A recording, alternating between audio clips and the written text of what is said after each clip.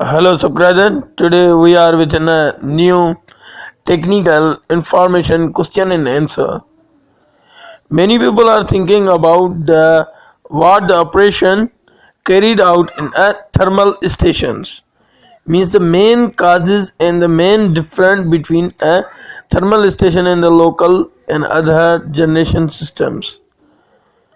Before I ever started my topic, please keep subscribe me and support to the technical engineering.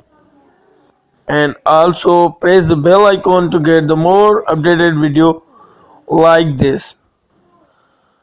So our technical question is the operation carried out in a thermal power station. The water is obtained in a boiler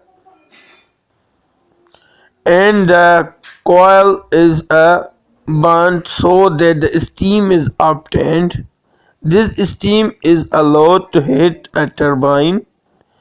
The turbine, which is coupled with a generator, generates the electricity.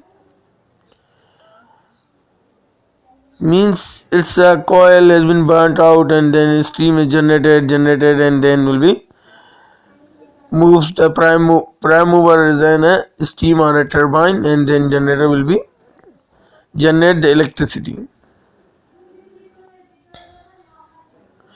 In this process, water and burning coil is a part of a prime mover, and the generator is always as same as in their own systems.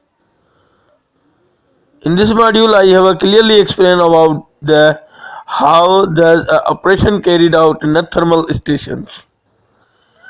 Thanks for watching my video. Please keep subscribe me and support to the technical engineering, and also press the bell icon to get the more technical question answers about the technical informations. Thanks for watching my video.